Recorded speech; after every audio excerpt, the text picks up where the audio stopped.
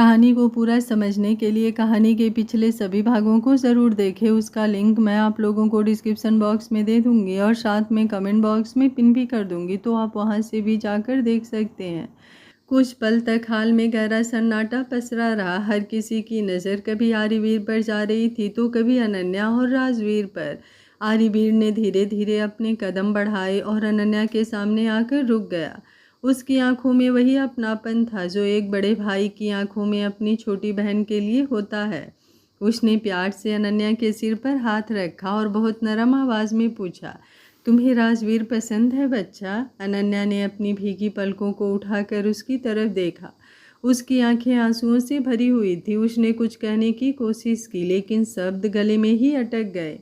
आखिर उसने धीरे से सिर हिलाकर हाँ कह दिया। आर्यवीर की आंखों में मुस्कान उतर आई। उसने दूसरा सवाल किया, और तुम मुझसे शादी करना चाहती हो? इस बार अनन्या ने बिना देर किए फिर से सिर हिला दिया। उसके गालों पर आंसू बह निकले। आर्यवीर ने उसका हाथ अपने हाथ में लिया और उसे लेकर राजवीर के सामने आ गया। राजवीर की धड़कनें इतनी तेज थी कि मानो पूरे हाल में सुनाई दे रही हों। अगले ही पल आर्यवीर ने अनन्या का हाथ उठाकर राजवीर के हाथों में रख दिया। राजवीर ने हैरानी से उसकी तरफ देखा। आर्यवीर ने उसके कंधे पर हाथ रखा और गंभीर स्वर में बोला, बहुत बड़ी जिम्मेदारी है ये राज। सिर्फ प्यार करना काफ़ी नहीं होता, हर हाल में इसकी खुशियों का ख्याल रखना होगा। इसकी आंखों में कभी आंसू मत आने देना। अगर कभी इसकी मुस्कान कम हुई तो सबसे पहले मैं तुमसे सवाल पूछूंगा। राजवीर की आंखें भर आई। उसने तुरंत सिर झुकाकर कहा, मैं वादा करता हूँ भाई, अपनी पूरी ज़िंदगी इसकी खुशियों के लिए लगा दूंगा। आर्यवीर ने संतुष्टि से सिर हिलाया और फिर सबकी तरफ देखते हुए बोला, और जहाँ तक इसके और मेरे रिश्ते की बात है, उसकी आवाज़ सुनकर सब शांत हो गए। 1 साल पहले मैंने इस लड़की को अपनी बहन माना था। उस दिन से इसकी खुशियों और इसकी जिम्मेदारी कहीं ना कहीं मेरी भी बन गई थी। आज ऑफिस में इससे मुलाकात हुई तो मुझे बहुत खुशी हुई, लेकिन मैं ये नहीं जानता था कि मेरी छोटी बहन और मेरा भाई एक दूसरे को पसंद करते हैं। उसकी आंखों में चमक आ गई, और सच कहूँ तो मुझे इससे ज़्यादा खुशी नहीं हो सकती थी। फिर उसने प्यार से अनन्या के सिर पर हाथ फेरते हुए कहा, राज अगर तुम्हें पसंद करता है तो मुझे पूरा यकीन है कि उसने तुम्हारे अंदर वही अच्छाई देखी होगी जो मैंने 1 साल पहले देखी थी। फिर मुस्कुराकर बोला, और सुन लो सब लोग, इस शादी में कन्यादान मैं ही करूँगा अपनी बहन का। बस इतना सुनना था कि अनन्या की आंखों से आंसुओं की धार बह निकली। अगले ही पल वो दौड़कर आर्यवीर के गले लग गई। उसके भीतर वर्षों से दबा भाई के प्यार का खालीपन जैसे एक पल में भर गया था। वो रोते हुए बोली, थैंक यू भाई, थैंक यू सो मच, मेरी ज़िंदगी में एक भाई की कमी पूरी करने के लिए। आर्यवीर ने तुरंत उसका चेहरा अपने हाथों में लेकर उसके माथे को चूम लिया। थैंक यू तो मुझे बोलना चाहिए बच्चा, मेरी ज़िंदगी में एक छोटी बहन की कमी पूरी करने के लिए। फिर उसने हंसते हुए कहा, और सबसे बड़ा थैंक यू तो मुझे राजवीर को बोलना चाहिए। अगर वो तुम्हें अपने साथ यहाँ नहीं लाता तो मेरी बहन फिर से मुझसे दूर ही रहती। अब कम से कम तुम हमेशा मेरी आंखों के सामने रहोगी। उसकी बात सुनकर सबके चेहरे पर मुस्कान आ गई, लेकिन अनन्या के चेहरे पर एक हल्की चिंता उभर आई। आर्यवीर ने तुरंत उसकी आंखों में वो चिंता पढ़ ली। आंटी की वजह से परेशान होना? अनन्या ने धीरे से सिर झुका लिया। आर्यवीर ने प्यार से उसका चेहरा ऊपर उठाया, तुम चिंता मत करो, तुम्हारी माँ भी तुम्हारे साथ ही रहेंगी। ये घर जितना हमारा है उतना ही तुम्हारा भी होगा। ये सुनकर अनन्या की आंखों में फिर से आंसू बह निकले। दिग्विजय जी भावुक होकर बोले, बरखुरदार, तुमने हमें तो कभी बताया ही नहीं कि तुम्हारी एक बहन भी है। आर्यवीर हंस पड़ा, दादाजी बताने का मौका ही नहीं मिला। मैं चाहता था कि एक दिन इसे आप सबसे मिलवाऊं, लेकिन काम में ऐसा उलझा कि बस फ़ोन पर हालचाल पूछकर रह जाता था। नैना जी की आंखें भी नम थी। उन्होंने आगे बढ़कर अनन्या को अपने पास बुलाया और उसके सिर पर हाथ फेर दिया। अब तुम सिर्फ राज की पसंद नहीं हो बेटा, इस परिवार का हिस्सा हो। विक्रम जी भी मुस्कुरा रहे थे। राजवीर तो जैसे खुशी के मारे जमीन पर टिक ही नहीं पा रहा था, और इन सब के बीच अवनी चुपचाप खड़ी आर्यवीर को देख रही थी। उसकी आंखों में गर्व साफ दिखाई दे रहा था। वो सोच रही थी कि सचमुच भगवान ने उसे सिर्फ एक अच्छा पति नहीं दिया था, बल्कि एक ऐसा इंसान दिया था जिसका दिल रिश्तों के लिए धड़कता था। एक ऐसा बेटा जो अपने माता पिता का सहारा है, एक ऐसा भाई जो अपनी बहन की आंखों से आंसू नहीं देख सकता था, एक ऐसा पति जो अपनी पत्नी के हर सपने को अपना सपना बना लेता था, और सबसे बढ़कर एक ऐसा इंसान जो किसी पर एहसान करके उसे याद भी नहीं रखता था बल्कि उसे अपना लेता था। उस पल अवनी के दिल में अपने पति के लिए प्यार पहले से कहीं ज़्यादा बढ़ गया था और उसकी नज़रें सिर्फ उसी पर टिकी थी। जबकि दूसरी तरफ राजवीर और अनन्या की नई शुरुआत पर पूरा खुराना परिवार खुशियों से झूम रहा था। अवनी सबको सीरियस देखकर उसके दिमाग में एक शरारत सूझी। अवनी की बात सुनकर पूरे डाइनिंग हॉल में हंसी गूंज उठी। वो अपने बेबी बम पर हाथ फेरते हुए मासूमियत से बोली, भूख लगी है बेबी तुमको? सब लोग भूल ही गए हैं कि मेरी बेबी को भी भूख लगती है। यहाँ तो सब अपनी अपनी दुनिया में व्यस्त हैं। चाचू अपने होने वाली बीबी को देखकर मुस्कुरा रहे हैं, पापा अपनी बहन को पाकर खुश हैं, दादू दादी नए रिश्तों में खो गए हैं, किसी को हमारी चिंता ही नहीं है। उसकी बात सुनकर अनन्या भी हंस पड़ी और राजवीर शर्म से अपना गर्दन खुजाने लगा। नैना जी तुरंत उसके पास आकर उसके गाल थपथपाते हुए बोली, क्यों नहीं होगा, चलो सबसे पहले खाना ही होगा। हमारी बहू और हमारे नन्हे मेहमान को भूखा थोड़ी रहने देंगे हम। बस फिर क्या था, सभी लोग डाइनिंग टेबल पर बैठ गए। पूरे समय हंसी मजाक चलता रहा। दिग्विजय जी बीच बीच में राजवीर को छेड़ते, विक्रम जी अनन्या से उसके पसंदीदा खाने के बारे में पूछते और आर्यवीर बार बार अवनी की प्लेट में कुछ न कुछ सर्व कर देता। अवनी उसे घूर कर देखती तो वो मासूम चेहरा बनाकर कहता, डॉक्टर ने कहा है ना अच्छे से खाना खाना है, और पूरा परिवार फिर से हंस पड़ता। डिनर खत्म होने के बाद आर्यवीर ने राजवीर की तरफ देखकर कहा, बहुत रात हो गई है राज, अनन्या को आराम से घर छोड़ कर आओ। राजवीर के चेहरे पर मुस्कान फैल गई। उसने तुरंत हामी भरी और अनन्या को लेकर निकल गया। रात की ठंडी हवा चल रही थी। गाड़ी में बैठी अनन्या खिड़की से बाहर देख रही थी, लेकिन उसका मन कहीं और था। आज जो कुछ हुआ था वो किसी सपने से कम नहीं था। उसे अब भी विश्वास नहीं हो रहा था कि जिस परिवार को वो दूर से देखकर सम्मान करती थी, आज वही परिवार उसे अपने दिल में जगह दे चुका था। उसकी आंखों में अनायास नमी उतर आई। तभी उसे अपने हाथ पर किसी का स्पर्श महसूस हुआ। उसने देखा राजवीर ने धीरे से उसका हाथ पकड़कर अपने हाथों में ले लिया था। यह तो सही नहीं है ना जान, उसने मुस्कुराते हुए कहा, मैं यहाँ तुम्हारे सामने बैठा हूँ और तुम किसी और ख्यालों में खोई हुई हो। क्या सोच रही हो? अनन्या ने उसकी तरफ देखा और धीमे स्वर में बोली, बस यही कि क्या सच में मेरी किस्मत इतनी अच्छी है। आप, आपका परिवार, ओनी भाभी, आर्यवीर भैया, मॉम डैड, दादू, सब कितने अच्छे हैं। मुझे कभी लगा ही नहीं था कि मुझे इतना प्यार मिलेगा। राजवीर ने प्यार से उसका हाथ दबाया। मैंने पहले ही कहा था ना, मेरे परिवार में लोग दिल देखते हैं, बैंक बैलेंस नहीं। और जहाँ तक मेरी बात है, मैं तो तुम्हें पहली बार से ही खोना नहीं चाहता था। अनन्या की आंखों में मुस्कान उतर आई। राजवीर ने उसके हाथों को अपने होठों से छूते हुए धीरे से कहा, आई लव यू सान। अनन्या हल्का सा शर्मा गई और धीमे से बोली, आई लव यू टू। कुछ देर बाद गाड़ी उसके घर के सामने रुकी। राजवीर उसे दरवाजे तक छोड़कर वापस अपने घर लौट गया। इधर खुराना मेंशन में रात काफ़ी हो चुकी थी। अपने कमरे में आते ही आर्यवीर ने देखा कि ओनी अभी भी सोफे पर बैठी उसका इंतज़ार कर रही थी। छठा महीना चल रहा था और उसके चेहरे पर मातृत्व की एक अलग ही चमक थी। उसका बेबी बम्प अब साफ नजर आने लगा था। आर्यवीर उसके पास बैठ गया और प्यार से बोला, इतनी देर तक जाग रही हो? ओनी ने मुस्कुराकर कंधे उचकाए। आपके बिना नींद नहीं आ रही थी। आर्यवीर ने सिर हिलाया और अलमारी से उसका नाइट सूट निकाल कर उसके सामने रख दिया। चलो मैडम, पहले कपड़े बदलो, डॉक्टर ने आराम करने को कहा है। ओनी मुस्कुराते हुए वॉशरूम में चली गई। कुछ देर बाद जब वो वापस आई तो आर्यवीर पहले से ही उसके लिए गर्म दूध लेकर बैठा था। उसने खुद अपने हाथों से उसे दूध पिलाया, फिर उसे बिस्तर तक लेकर गया। आप मुझे इतना पैम्पर क्यों करते हैं? ओनी ने प्यार से पूछा। आर्यवीर ने उसके पेट पर हाथ रखकर मुस्कुराते हुए कहा, क्योंकि मेरी दुनिया अब 2 लोगों में बढ़ चुकी है। ये सुनकर ओनी की आंखों में प्यार उतर आया। आर्यवीर ने उसे धीरे से अपनी गोद में उठाया जैसे वो कोई अनमोल चीज़ हो और बिस्तर पर आराम से लिटा दिया। फिर उसके बालों में उंगलियां फेरते हुए उसे सुलाने लगा। दिन भर की भाग दौड़ और थकान के कारण कुछ ही देर में अवनी की आंखें बंद होने लगी, लेकिन उसे सुलाते सुलाते खुद आर्यवीर भी उसके पास ही लेट गया और कब उसकी आंख लग गई उसे पता ही नहीं चला। आधी रात के करीब अवनी की नींद खुली। उसने करवट लेकर देखा तो आर्यवीर उसी का हाथ पकड़े हुए गहरी नींद में सो रहा था।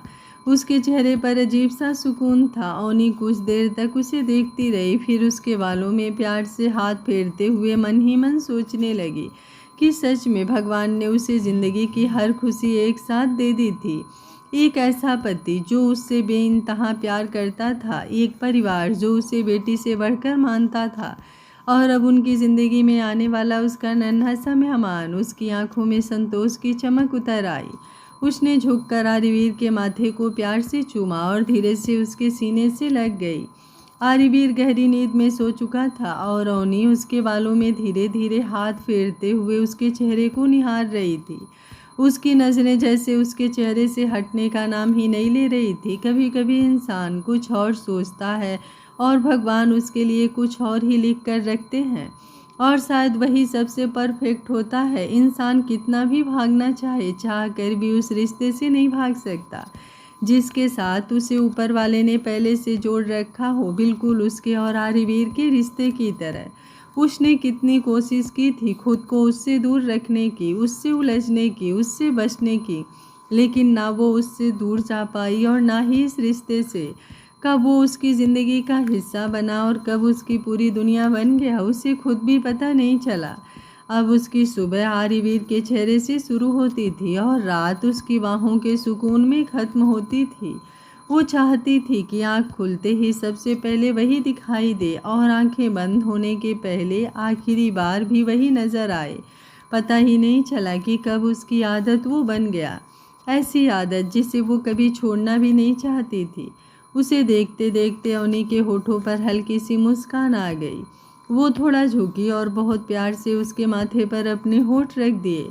आई love you mister Aryaveer Singh Khurana, उसने बहुत धीमी आवाज़ में कहा ताकि उसकी नींद ना टूटे। कभी नहीं सोचा था कि इतना एटीट्यूड वाला, इतना अकड़ू और इतना ज़िद्दी इंसान मेरी ज़िंदगी में इस तरह आएगा कि मैं खुद को उसके बिना सोच भी नहीं पाऊँगी। उसकी आंखें नम सी हो गई, लेकिन उन आंसुओं में सिर्फ खुशी थी। हर बार मुझे लगता था कि मैं सही हूँ, लेकिन तुम्हारे सामने आकर मैंने सीखा कि प्यार में सही या गलत नहीं होता, बस साथ होता है। और तुमने हर बार मेरा साथ दिया, मेरी हर कमज़ोरी को अपनी ताकत बना लिया, मेरी हर परेशानी को अपनी जिम्मेदारी समझ लिया। उसने प्यार से उसके बालों को छुआ। अब तो ऐसा लगता है कि चाहे कैसी भी सिचुएशन क्यों ना हो, अगर तुम साथ हो तो सब ठीक हो जाएगा। और शायद यही वजह है कि तुम्हारे सामने मैं खुद को हारने नहीं बल्कि सबसे ज़्यादा जीतने वाली महसूस करती हूँ। उसके चेहरे पर एक गहरी मुस्कान फैल गई। तुम सच में परफेक्ट हो आर्य, क्योंकि तुम हर सिचुएशन को अपने तरीके से संभालना जानते हो, लोगों को प्यार देना जानते हो, रिश्ते को निभाना जानते हो, और सबसे बड़ी बात, तुम दिल से बहुत खूबसूरत इंसान हो। ये कहते हुए उसने अपना हाथ उसके हाथ पर रख दिया और अपने दूसरे हाथ से अपने पेट पर ले आई जहाँ उसकी नन्ही सी दुनिया पल रही थी। मैं बहुत खुदकिस्मत हूँ कि तुम मेरे पति हो और हमारा बच्चा तुम्हारे जैसा इंसान अपने पिता के रूप में पाएगा। उसकी आवाज़ भर्रा गई। फिर वो हल्का सा मुस्कुराई और एक बार फिर झुककर उसके माथे को चूम लिया। I really love you so much mister Khurana, जितना शायद मैं कभी शब्दों में कह भी नहीं पाऊँगी। इतना कहकर वो उसके सीने से लग गई। आर्यवीर नींद में ही उसकी कमर के चारों ओर अपनी बाह कस गया, मानो सोते हुए भी उसे अपने से दूर नहीं जाने देना चाहता हो। अवनी मुस्कुरा उठी और आंखें बंद कर ली। उस पल उसे लगा कि दुनिया की सारी खुशियाँ शायद इसी एक एहसास में समा गई हैं, आर्यवीर के प्यार में, उसके साथ में और उस खूबसूरत ज़िंदगी में जो उन्होंने मिलकर बनाई थी। सुबह की हल्की सुनहरी धूप कमरे के पर्दों से छनकर अंदर आ रही थी। कमरे में एक मीठी सी शांति फैली हुई थी। अवनी अभी भी गहरी नींद में थी। उसका एक हाथ अपने बेबी बम पर रखा हुआ था और दूसरा आर्यवीर के सीने पर।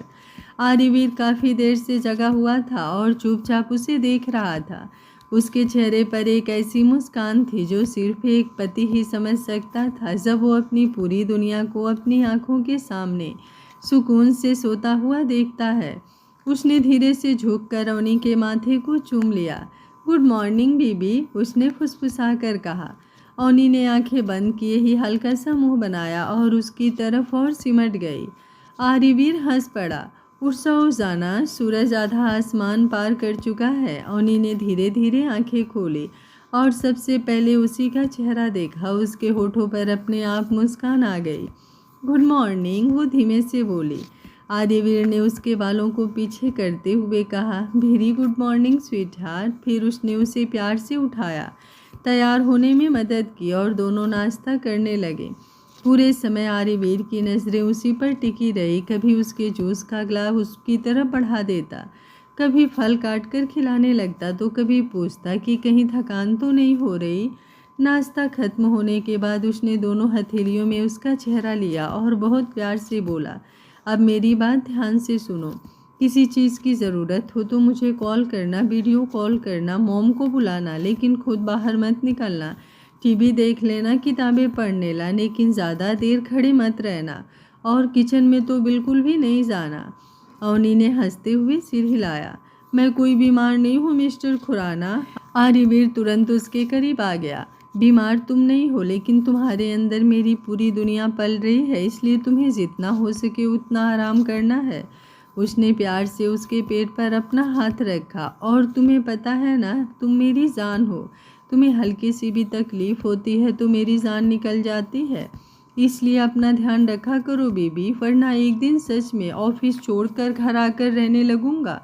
फिर मत कहना कि मैं तुम्हारे पीछे पीछे घूमता रहता हूँ। अवनी हंस पड़ी और उसके सीने पर हल्का सा मुक्का मारा। जानती हूँ, आर्यवीर ने उसके माथे को चूम लिया। और हाँ, शाम को तैयार रहना, तुम्हें डिनर पर ले जाऊंगा और उसके बाद कहीं और भी। उसकी आंखों में शरारत चमक उठी। अवनी शर्माकर मुस्कुरा दी। कुछ देर बाद वो ऑफिस के लिए निकल गया, लेकिन उसके जाने के बाद जैसे पूरा कमरा खाली खाली लगने लगा। सुबह तो किसी तरह बीत गई, लेकिन दोपहर होते होते अवनी सचमुच बोर होने लगी। कभी किताब उठाती, कभी रिमोट उठाती, कभी खिड़की से बाहर देखती, फिर मोबाइल उठाकर आर्यवीर का नंबर लगाती और कॉल करने ही वाली होती कि रुक जाती। नहीं, अभी काम कर रहे होंगे, वो खुद से कहकर फ़ोन वापस रख देती। लेकिन 5 मिनट बाद फिर वही हाल। दूसरी तरफ ऑफिस में बैठा आर्यवीर एक मीटिंग के बीच अचानक बेचैन सा हो गया। उसे खुद समझ नहीं आया कि क्यों, लेकिन दिल की धड़कन थोड़ी तेज़ हो गई। उसने बिना देर किए फ़ोन उठाया और अवनी का नंबर डायल कर दिया। उधर जैसे ही फ़ोन बजा, अवनी ने पहले ही रिंग में कॉल उठा लिया। हेलो, उसकी आवाज़ में छुपी खुशी आर्यवीर से छिप ना सकी। वो मुस्कुरा उठा। इतनी बेचैन हो कि पूरी रिंग भी नहीं बजने दी। अवनी तुरंत चुप हो गई और अपनी मुस्कान छुपाने की कोशिश करने लगी। ऐसी कोई बात नहीं है। अच्छा, आर्यवीर अपनी कुर्सी पर पीछे टिक गया। तो फिर बताओ, कितनी बार मेरा नंबर खोलकर बंद किया है? अवनी की आंखें हैरानी से फैल गई। आपको कैसे पता? दूसरी तरफ से उसकी हंसी सुनाई दी। क्योंकि मैं तुम्हें उतना जानता हूँ जितना तुम खुद नहीं जानती हो। कुछ पल दोनों चुप रहे। अवनी ने बहुत धीमी आवाज़ में कहा, बहुत मिस कर रही हूँ आपको। आर्यवीर का दिल जैसे पिघल गया। उसके होठों पर गहरी मुस्कान आ गई। अगर बोलो तो अभी घर आ जाऊँ बीबी? अवनी तुरंत सीधी बैठ गई। नहीं, आप कोई काम ही नहीं करने देते, मैं बस बोर हो रही हूँ। आर्यवीर ने आंखें बंद कर उसकी आवाज़ को महसूस किया। बस कुछ घंटे और बीबी, फिर शाम पूरी तुम्हारी होगी। अवनी मुस्कुरा दी। पक्का? पक्का। और वैसे भी, वो धीमे से बोला, तुम्हारे बिना मेरा भी कहाँ मन लग रहा है। यह सुनकर अवनी के चेहरे पर ऐसी मुस्कान आ गई जिसे कोई देख ले तो समझ जाए कि मोहब्बत सचमुच कितनी खूबसूरत चीज़ होती है। दोनों कुछ देर और यूं ही बातें करते रहें, जैसे दो लोग नहीं बल्कि एक ही दिल के दो हिस्से हों जो थोड़ी देर की दूरी भी मुश्किल से सह पाते हों। शाम ढल चुकी थी। कमरे में तैयार होती हुई अवनी आईने के सामने खड़ी अपने बाल ठीक कर रही थी। हल्के पीच रंग के सूट में उसका चेहरा हमेशा की तरह खिला खिला लग रहा था। पीछे खड़े आर्यवीर की नज़रें काफ़ी देर से उसी पर टिकी हुई थी। उसने आगे बढ़कर उसके कंधे पर हाथ रख दिए और आईने में उसकी आंखों में देखते हुए मुस्कुरा दिया। हो गया मैडम का तैयार होना? अवनी ने उसे आईने में ही देखा और मुस्कुराकर बोली, मैं तो कब से तैयार हूँ, आप ही मुझे देखना बंद नहीं कर रहे। आर्यवीर हंस पड़ा। गलती मेरी नहीं है, मेरी बेबी है ही इतनी खूबसूरत। कुछ देर बाद दोनों घर से निकल गए। पहले उन्होंने एक शांत और खूबसूरत रेस्टोरेंट में साथ डिनर किया। पूरे समय आर्यवीर अवनी का ख्याल रखता रहा। कभी उसकी प्लेट में खाना परोसता, कभी पूछता कि थकान तो नहीं हो रही। डिनर खत्म होने के बाद जब दोनों वापस गाड़ी में बैठे तो अवनी ने उत्सुकता से पूछा, अब कहाँ जा रहे हैं? आर्यवीर ने स्टीयरिंग संभालते हुए उसकी तरफ देखा और शरारती मुस्कान के साथ बोला, चलो बीबी, थोड़ी देर में खुद पता चल जाएगा। आप ना बहुत सस्पेंस रखते हैं और तुम्हें परेशान करने में भी बहुत मज़ा आता है। आर्यवीर ने आई विंग की। करीब आधे घंटे बाद गाड़ी एक छोटे लेकिन बेहद साफ सुथरे घर के सामने जाकर रुकी। घर साधारण था लेकिन उसमें अपनापन झलक रहा था। अवनी ने हैरानी से घर की तरफ देखा, फिर आर्यवीर की तरफ। हम यहाँ क्यों आए हैं? लेकिन इस बार भी आर्यवीर सिर्फ मुस्कुरा दिया। दोनों गाड़ी से उतरे और जैसे ही दरवाजे की तरफ बढ़े वहाँ खड़ी अनन्या दिखाई दी। उसे देखते ही अवनी की आंखें चमक उठी। उसने तुरंत आर्यवीर की तरफ देखा और अब उसे सब समझ आने लगा था। अनन्या दोनों को देखकर खुशी से खिल उठी। भाई भाभी आइए ना। अंदर पहुँचते ही आर्यवीर सीधे आशा जी के पास गया और झुककर उनके पैर छू लिए। अवनी ने भी उनके पैर छुए। आशा जी की आंखों में अपनापन भर आया। खुश रहो बेटा, उन्होंने आशीर्वाद दिया। अनन्या जल्दी से बोली, भाई भाभी आप लोग बैठिए, मैं कुछ नाश्ता लेकर आती हूँ। लेकिन आर्यवीर ने उसका हाथ पकड़कर उसे अपने पास बैठा लिया। हम लोग डिनर करके आए हैं, तुम कहीं नहीं जाओगी, बस यहीं बैठो। अनन्या हल्का सा मुस्कुरा दी और चुपचाप बैठ गई। फिर आर्यवीर ने आशा जी की तरफ देखकर पूछा, अब तबीयत कैसी रहती है आपकी? आशा जी मुस्कुरा दी, पहले से बहुत बेहतर हूँ बेटा, भगवान तुम्हें खुश रखें। कुछ देर सामान्य बातें होती रही। फिर आर्यवीर ने सीधे मुद्दे पर आते हुए कहा, आंटी जी हम लोग एक ज़रूरी बात करने आए हैं। 10 दिन बाद का मॉम ने बहुत अच्छा मुहूर्त निकलवाया है। हम चाहते हैं कि उसी दिन राजवीर और अनन्या की एंगेजमेंट कर दी जाए। दोनों एक दूसरे को पसंद करते हैं और राजवीर मेरा छोटा भाई है। अनन्या ने शायद आपको बताया होगा। आशा जी ने नम आँखों से सिर हिला दिया। अगले ही पल उनके आँखों से आंसू बहने लगे। उन्होंने हाथ जोड़ लिए, बेटा मेरी ज़िंदगी तो तुम्हारी कर्जदार है। मैं कभी सोच भी नहीं सकती थी कि मैं फिर से अपने पैरों पर खड़ी हो पाऊंगी। मेरी बेटी को तुमने संभाला, उसका साथ दिया, आज उसकी ज़िंदगी संवार रहे हो। मैं तुम्हारा ये एहसान कैसे चुका पाऊंगी? आर्यवीर तुरंत आगे बढ़ा और उनके जुड़े हुए हाथ अपने हाथों में ले लिए। आंटी जी ऐसा बोलकर मुझे शर्मिंदा मत कीजिए। उसकी आवाज़ में सच्चाई थी। अनन्या को मैंने अपनी छोटी बहन माना है। बहन के लिए कोई एहसान नहीं किया जाता। और जहाँ तक शादी की बात है उसकी बिल्कुल चिंता मत कीजिए, सारी तैयारियाँ मेरी तरफ से होगी। और कन्यादान, उसने प्यार से अनन्या की तरफ देखा, वो भी मैं ही करूँगा। ये सुनते ही आशा जी की आंखों से आंसुओं की धारा बह निकली। अनन्या भी अपने आंसू नहीं रोक पाई। कमरे में कुछ पल के लिए भावनाओं से भरी खामोशी छा गई। वहीं बैठी अवनी बस आर्यवीर को देख रही थी। उसकी आंखों में गर्व था, प्यार था और एक गहरा सम्मान भी। उसे याद आया कि कभी उसने इसी इंसान को कितना गलत समझा था। उसे लगा था कि सिर्फ एक शख्स अकड़ू और अपने नियमों में रहने वाला आदमी है, लेकिन आज जितना वो उसे जान रही थी उतना ही उसके दिल में आर्यवीर के लिए प्यार बढ़ता जा रहा था। कुछ देर बाद दोनों वहाँ से विदा लेकर घर के लिए निकल गए। रास्ते भर अवनी चुप रही। गाड़ी में हल्का संगीत बज रहा था और बाहर शहर की रोशनियाँ भागती चली जा रही थी। आखिरकार आर्यवीर ने उसकी तरफ देखा। क्या हुआ, इतनी चुप क्यों हो? अवनी कुछ पल उसे देखती रही, फिर धीरे से उसका हाथ अपने हाथों में ले लिया। जानते हैं, उसकी आवाज़ बहुत नरम थी। जैसे जैसे मैं आपको समझती जा रही हूँ वैसे वैसे आपसे प्यार और बढ़ता जा रहा है। आर्यवीर की नज़रें उस पर टिक गई।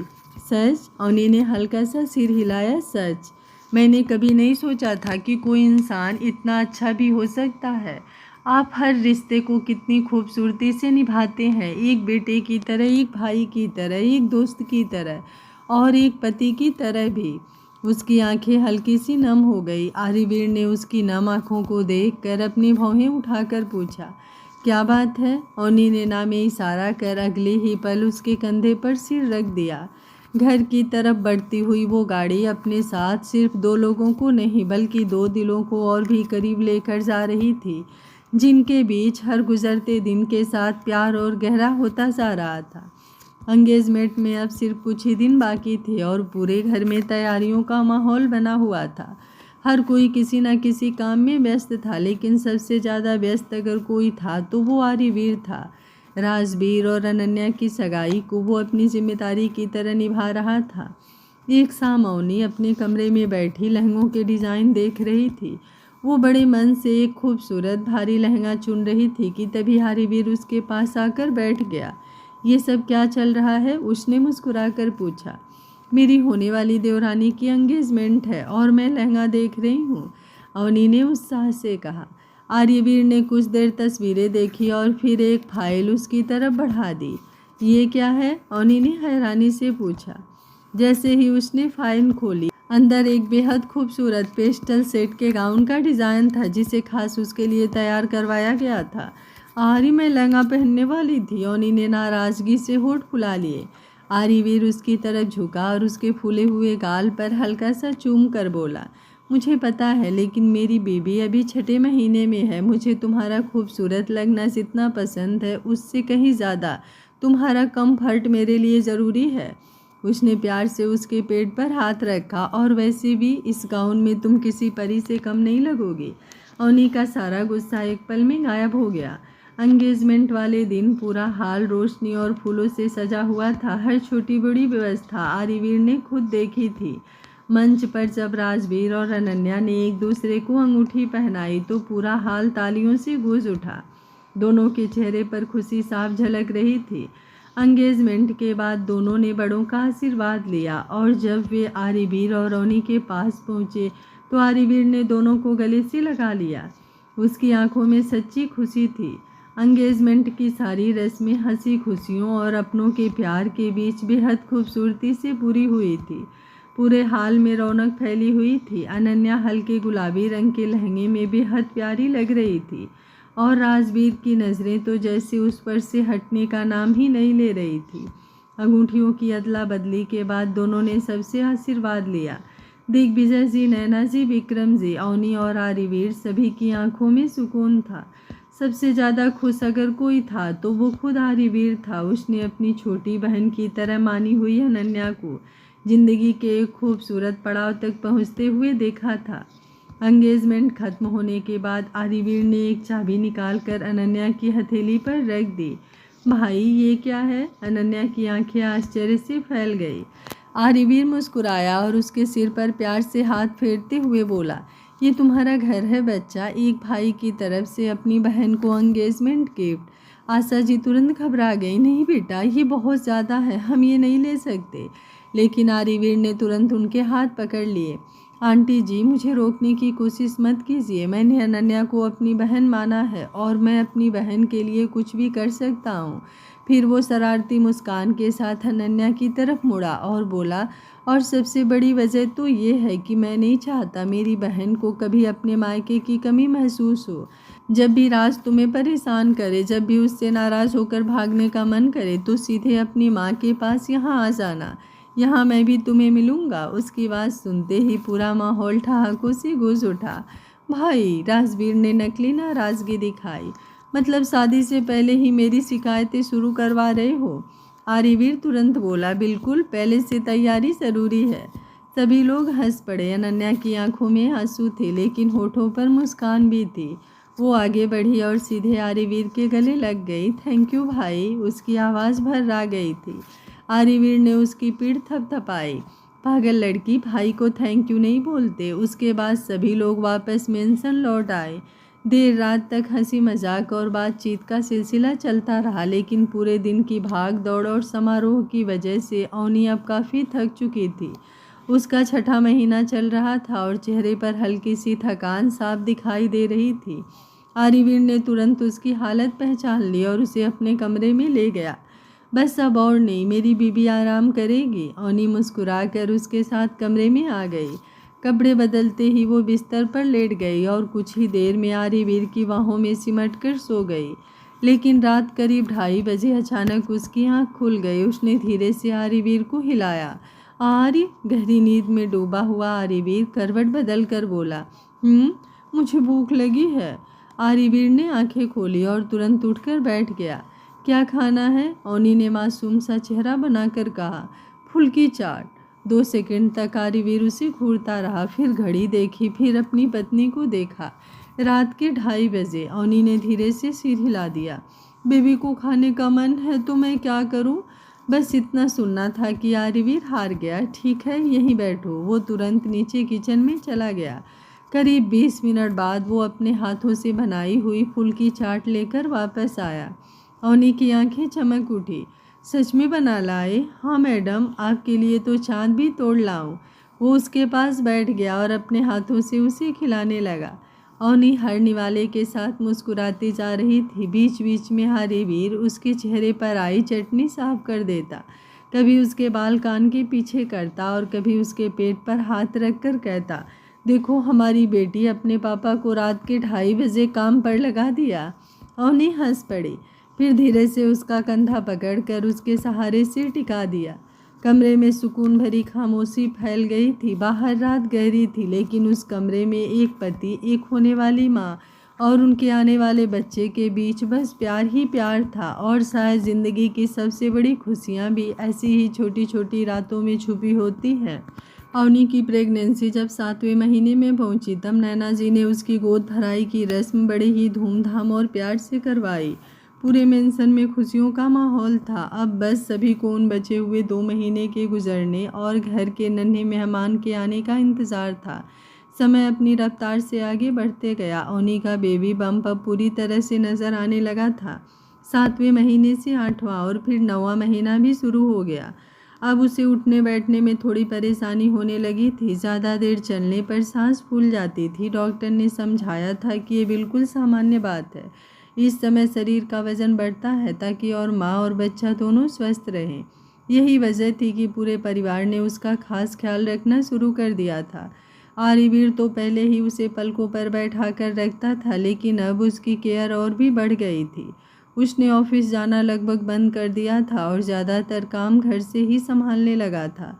अगर कभी बहुत ज़रूरी मीटिंग के लिए बाहर जाना भी पड़ता तो वो नैना जी, विक्रम जी या घर के किसी सदस्य को ओनी के पास छोड़कर ही जाता था। ओनी कभी कभी आईने में खुद को देखकर मुंह फुला लेती।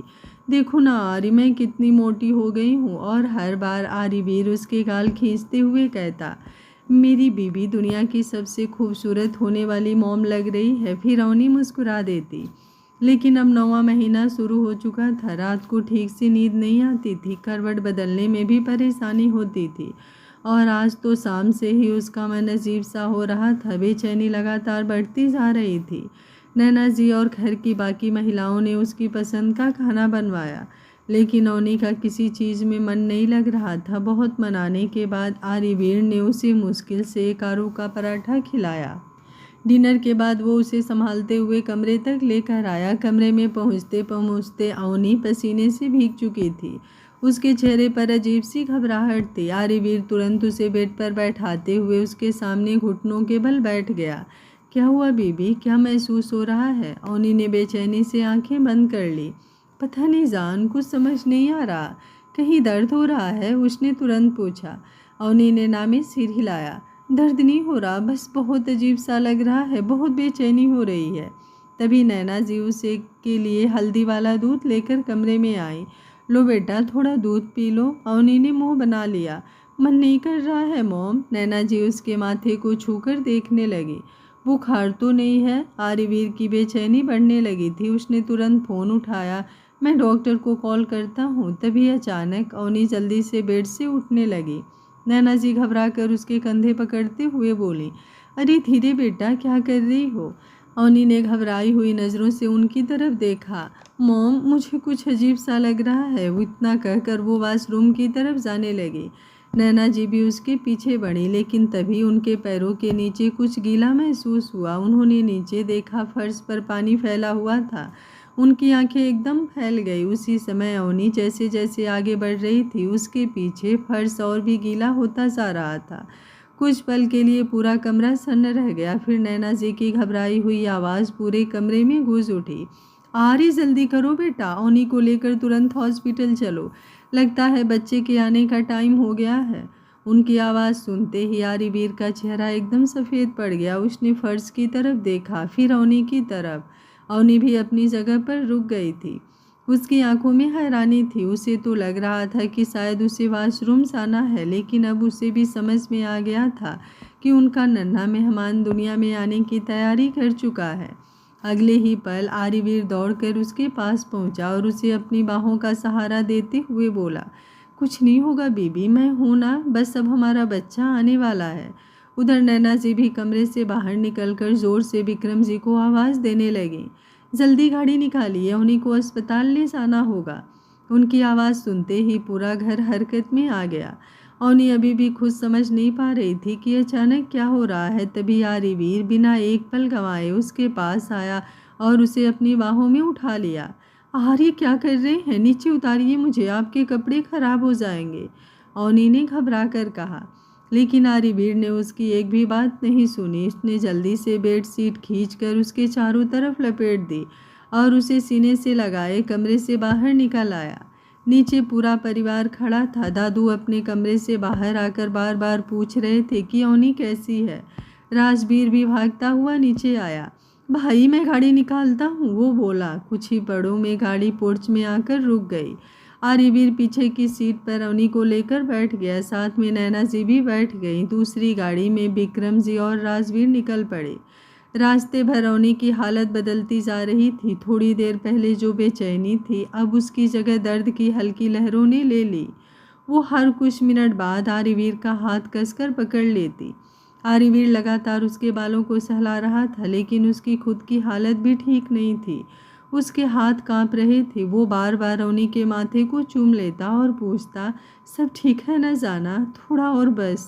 करीब 20 मिनट बाद सभी अस्पताल पहुंच गए। डॉक्टर पहले से तैयार खड़ी थी। नर्सें स्ट्रेचर लेकर दौड़ती हुई आई, लेकिन आरीवीर ने अवनी को खुद अपनी बाहों में उठाकर अंदर पहुंचाया। जैसे ही अवनी को डिलीवरी रूम के बेड पर लिटाया गया, आरीवीर की नज़र बेड शीट पर पड़ी। लाल रंग के निशान देखकर उसके चेहरे का रंग उड़ गया। डॉक्टर, जल्दी कीजिए, उसकी आवाज़ कांप गई। डॉक्टर ने तुरंत अवनी को चेक किया और मुस्कुराकर बोली, घबराइए मत मिस्टर खुराना, सब ठीक है। नर्स ने आरीवीर को बाहर जाने को कहा, लेकिन अवनी ने उसका हाथ कसकर पकड़ लिया। आप कहीं नहीं जाएंगे। दर्द के बीच भी उसकी पकड़ ढीली नहीं हुई। डॉक्टर मुस्कुरा दी, रहने दीजिए, इन्हें यहीं रहने दीजिए। अगले 4 घंटे बेहद मुश्किल थे। दर्द धीरे धीरे बढ़ता जा रहा था। अवनी कभी आंखें बंद कर लेती, कभी दर्द से कराह उठती। नैना जी उसी के पास बैठी उसे संभाल रही थी। उधर बाहर विक्रम जी, राजवीर और बाकी परिवार बेचैनी से इंतजार कर रहे थे। इसी बीच राजवीर ने अनन्या को फ़ोन कर सारी बात बता दी। खबर सुनते ही अनन्या अपनी माँ आशा जी के साथ अस्पताल पहुँच गई। आशा जी भगवान का नाम जप रही थी, जबकि अनन्या बार बार पूछ रही थी, भाभी ठीक तो है ना। राजवीर ने उसका हाथ पकड़कर उसे भरोसा दिलाया, लेकिन उसके अपने चेहरे पर भी बेचैनी साफ दिखाई दे रही थी। दूसरी तरफ घर पर दादू को रोकना मुश्किल हो रहा था। फिर अचानक आधी रात के बाद अवनी ने दर्द से जोर की चीख मारी और तभी एक नन्ही सी रोने की आवाज़ ने पूरे माहौल को बदल दिया। कमरे में कुछ पल के लिए जैसे सब थम गया। डॉक्टर ने मुस्कुराते हुए उस नन्हे से बच्चे को अपनी बाहों में उठाया और आरीवीर की तरफ देखा। मुबारक हो मिस्टर खुराना। उनकी मुस्कान और चौड़ी हो गई। बेटा हुआ है। ये सुनते ही आरीवीर की आंखों से आंसू बह निकले। वो कुछ सेकंड तक अपनी जगह खड़ा ही रह गया, जैसे उसे यकीन ही ना हो रहा हो। दूसरी तरफ अवनी थकी हुई आंखों से अपने बच्चे को देखने की कोशिश कर रही थी। नर्स ने बच्चे को साफ करके मुलायम तौलिए में लपेटा और फिर उसे आरीवीर की तरफ बढ़ा दिया। कांपते हाथों से उसने पहली बार अपने बेटे को अपनी गोद में उठाया। अगले ही पल उसने उसे सीने से लगा लिया। जैसे ही बच्चा उसके सीने से लगा, वो धीरे धीरे रोना बंद कर शांत हो गया। उसकी छोटी छोटी आंखें खुलने की कोशिश करने लगी।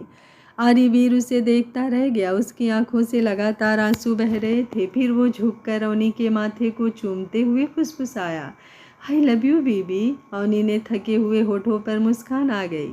उसने धीमी आवाज़ में कहा, आई लव यू टू सान। और फिर दोनों की नज़रें अपने बेटे पर टिक गई। उधर बाहर जैसे ही राजवीर को डॉक्टर ने खुशखबरी दी, वो खुशी से उछल पड़ा। उसने तुरंत अनन्या को गले से लगा लिया। नैना जी की आंखों से खुशी के आंसू बहने लगे। विक्रम जी ने भगवान का धन्यवाद किया। घर पर दादू को फ़ोन लगाया गया तो उनकी आवाज़ भर्रा गई, मैं दादा से परदादा बन गया। और पूरे खुराना परिवार में उस रात सिर्फ एक ही आवाज़ गूंज रही थी, एक नन्हे से बच्चे की, जिसने अपने आने भर से हर चेहरे पर मुस्कान ला दी थी। थोड़ी देर बाद सभी को ऊपर प्राइवेट रूम में जाने की अनुमति मिल गई। कमरे में पहुंचते ही नैना जी ने बच्चों को प्यार से अवनी के पास लिटा दिया। अवनी थकी हुई ज़रूर थी, लेकिन अपने बेटे को देखकर उसके चेहरे पर एक अलग ही चमक आ गई थी। राजवीर मुस्कुराया और बोला, भाभी अब तो मैं ऑफिशियली चाचू बन गया हूँ। अवनी ने हल्की मुस्कान के साथ उसे देखा। तभी अनन्या आगे बढ़ी और प्यार से अवनी के माथे को चूम लिया। मुबारक हो भाभी। उसकी आंखें भर आई थी। अवनी ने उसका हाथ पकड़ लिया। Thank you. कमरे का माहौल खुशी और अपनापन से भर गया। छोटा सा बच्चा भी कभी आंखें खोलने की कोशिश करता तो कभी मुंह बनाकर इधर उधर देखने लगता। सभी उसे देखकर हंस रहे थे।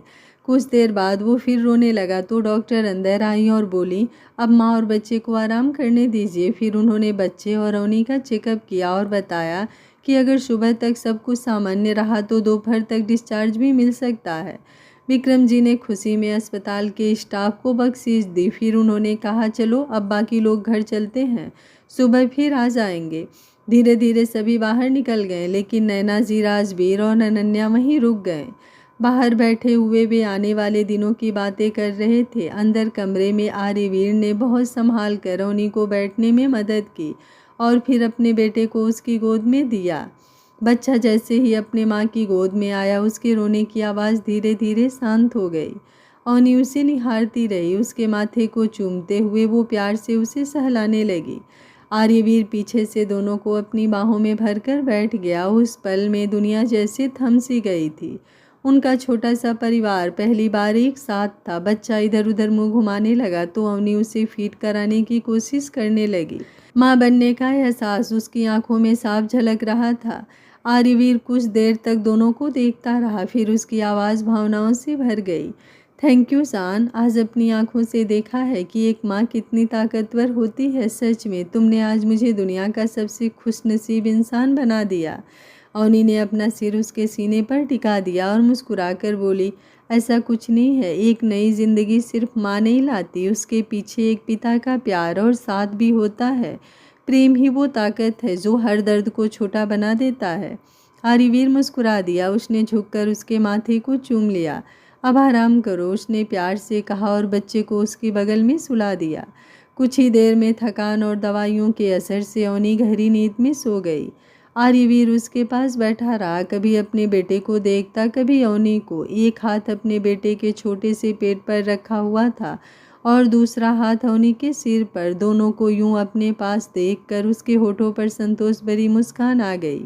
पूरी जिंदगी में पहली बार उसे लगा था कि उसकी पूरी दुनिया इसी छोटे से कमरे में समा गई है। 2 महीने बीत चुके थे। खुराना मेंशन में आजकल हर सुबह एक नई मुस्कान लेकर आती थी। अवनी और आर्यवीर का नन्हा बेटा अब सबकी आंखों का तारा बन चुका था। उसकी छोटी छोटी हरकतों पर पूरा घर अपना दिल हार बैठता था। कभी वो नैना जी की उंगली पकड़कर मुस्कुराता तो कभी विक्रम जी की गोद में जाकर उनकी ऐनक खींचने लगता। इन 2 महीनों में घर में एक और बड़ी खुशी आ चुकी थी। राजवीर और अनन्या की शादी पूरे रीति रिवाजों और ढेर सारी खुशियों के साथ हो चुकी थी। अब अनन्या इसी घर का हिस्सा बन गई थी। जिस घर में वो कभी मेहमान बनकर आई थी, आज उसी घर की बहू बनकर सबका दिल जीत चुकी थी। सुबह उठते ही सबसे पहले वो अवनी के कमरे में पहुंचती और अपने छोटे से भतीजे को गोद में उठा लेती। मेरा राजा बेटा ने दूध पिया या नहीं, वो प्यार से पूछती और अवनी मुस्कुरा देती। कई बार तो वो बच्चे को अपने पास लेकर घंटों बैठी रहती ताकि अवनी आराम कर सके। राजबीर अक्सर उसे छेड़ता, जान तुम मेरी बीबी कम और मेरे भतीजे की दूसरी मम्मी ज़्यादा लगती हो, और अनन्या हंसते हुए उसे घूर देती। समय के साथ अवनी भी पूरी तरह स्वस्थ हो चुकी थी। एक शाम बालकनी में खड़ी वो ढलते सूरज को देख रही थी। हल्की हवा उसके खुले बालों को छू रही थी। तभी पीछे से आरिवीर आया और बिना कुछ कहे उसे अपनी बाहों में भर लिया। अवनी मुस्कुरा उठी। क्या बात है मिस्टर खुराना, आज बड़े रोमांटिक मूड में हैं? आरिवीर ने उसके कंधे पर ठुड्डी टिकाते हुए कहा। मूड तो हमेशा रहता है, बस मैडम को टाइम नहीं मिलता। अवनी हंस पड़ी। अच्छा जी, हाँ जी, और एक ज़रूरी बात भी करनी है। अवनी उसकी तरफ मुड़ी। क्या? आरिवीर ने उसके चेहरे को अपने हाथों में लेते हुए कहा। अब तुम जल्द से जल्द अपना काम फिर से शुरू करो। अवनी उसे देखने लगी। मतलब ये कि मैं नहीं चाहता कि तुम इन जिम्मेदारियों के बीच खुद को भूल जाओ। तुम्हारी अपनी पहचान है, अपने सपने हैं, अपना कैरियर है। तुमने उसे बनाने के लिए बहुत मेहनत की है। मैं नहीं चाहता कि सिर्फ इसलिए कि तुम माँ बन गई हो तुम अपने सपनों से दूर हो जाओ। अवनी की आंखें भर आई। लेकिन घर, बच्चा, घर में हम सब हैं। मैं हूँ, मॉम है, अनन्या है, राजबीर है, और फिर ये नन्हा शैतान भी तो बड़ा होकर अपनी मम्मा पर गर्व करेगा कि उसकी मम्मा कितनी स्ट्रॉन्ग और सक्सेसफुल हैं। अवनी भावुक होकर उसे देखती रही। सच में ये वही इंसान था जिसे उसने कभी गलत समझा था, लेकिन आज वही उसकी सबसे बड़ी ताकत बन चुका था। उसने आगे बढ़कर आरिवीर के सीने से अपना सिर लगा दिया। आई लव यू, उसने धीमे से कहा। आरिवीर मुस्कुराया और उसके माथे को चूम लिया। आई लव यू टू बीबी। उसी समय अंदर से बच्चे के रोने की आवाज़ आई। दोनों जल्दी से कमरे की तरफ भागे। अंदर पहुंचे तो देखें कि उनका बेटा ज़ोर ज़ोर से रो रहा था और उसके सामने राजवीर खड़ा उसे चुप कराने की कोशिश कर रहा था। भाई इसे समझाओ, ये मेरी शक्ल देखते ही रोना शुरू कर देता है। राजवीर की बात सुनकर पूरा कमरा हंसी से गूंज उठा। अनन्या भी हंसते हुए बच्चे को गोद में उठा लेती है और वो तुरंत चुप हो जाता है। देखा, वो मुस्कुरा कर बोली, इसे पता है इसकी चाची सबसे बेस्ट है। राजवीर नाटक करते हुए अपना दिल पकड़ लेता है और सब फिर हंस पड़ते हैं। उस पल में सब कुछ पूरा था। प्यार था, अपनापन था, रिश्तों की गर्माहट थी और ढेर सारी खुशियाँ थीं। अवनी ने अपने बेटे को गोद में लिया। आरिवीर उसके पीछे खड़ा हो गया। राजवीर और अनन्या उनके पास आकर खड़े हो गए। परिवार की इस तस्वीर में हर चेहरा मुस्कुरा रहा था। शायद ज़िंदगी का असली मतलब यही होता है, कुछ अपने लोग, ढेर सारा प्यार, थोड़ी नोक झोंक और बहुत सारी यादें। और इस तरह आरिवीर और अवनी की कहानी एक खूबसूरत मुकाम पर पहुंच गई, जहां अंत नहीं था बल्कि एक नई और भी खूबसूरत शुरुआत उनका इंतज़ार कर रही थी। आज अवनी और आरिवीर के सफ़र का अंत हुआ। पूरी कहानी आप लोगों को कैसी लगी कमेंट बॉक्स में अपनी राय ज़रूर दीजिएगा। कहानी अच्छी लगती है मेरे द्वारा लाई हुई तो वीडियो को लाइक कर दीजिएगा और चैनल को सब्सक्राइब कर दीजिएगा। मिलते हैं किसी और प्यारी सी कहानी के साथ। तब तक स्वस्थ रहिए, मस्त रहिए, अपना ख्याल रखते रहिए।